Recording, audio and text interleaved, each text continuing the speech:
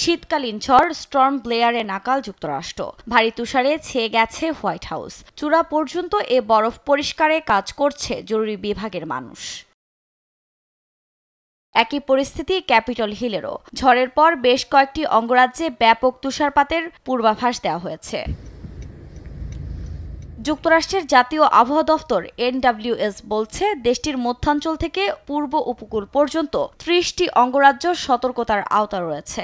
আবহাওয়াবিদরা বলছেন, যুক্তরাষ্ট্রে এক দশকের বেশি সময়ের মধ্যে সবচেয়ে ভারী তুষারপাত এটি। সেই সঙ্গে সর্বনিম্ন তাপমাত্রায় এটি স্টর্ম ব্লেয়ারে রূপ নেয়। এতে বেশ কয়েকজন হতাহতের খবরও জানিয়েছে স্থানীয় গণমাধ্যম। এছাড়া মিজুরি হাইওয়েতে ৩৬৫টি দুর্ঘটনার খবর পাওয়া গেছে।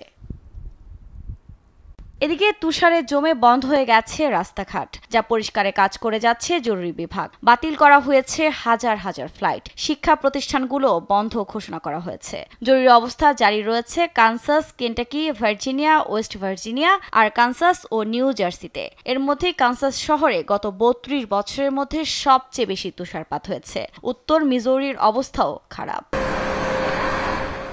যুক্তরাষ্ট্রে এই তুষারঝড় এক সপ্তাহ ধরে চলতে পারে বলে পূর্বাভাস দেওয়া হয়েছে। অন্যদিকে তীব্র তুষারপাতে যুক্তরাজ্যের পরিস্থিতিও খারাপ। সোমবার বরফ গলে অন্তত ১৫০টি স্থানে বন্যার সতর্কতা জারি করা হয়। এর মধ্যে বহু ট্রেনের শিডিউলও ব্যাহত হয়েছে। বন্ধ রয়েছে উত্তর ও মধ্য ইংল্যান্ডের বেশ কয়েকটি সড়কও। চীনের উত্তরাঞ্চলের বেশ কয়েকটি এলাকায় -৪০ ডিগ্রি পর্যন্ত তাপমাত্রা নেমে গেছে বলে জানিয়েছে দেশটির আবহাওয়া অফিস। এছাড়া আলংশানে সর্বনিম্ন ৪০ ডিগ্রি তাপমাত্রা রেকর্ড করা হয়েছে। আফরিন মৌ, নিউজ ডেস্ক, দেশ টিভি।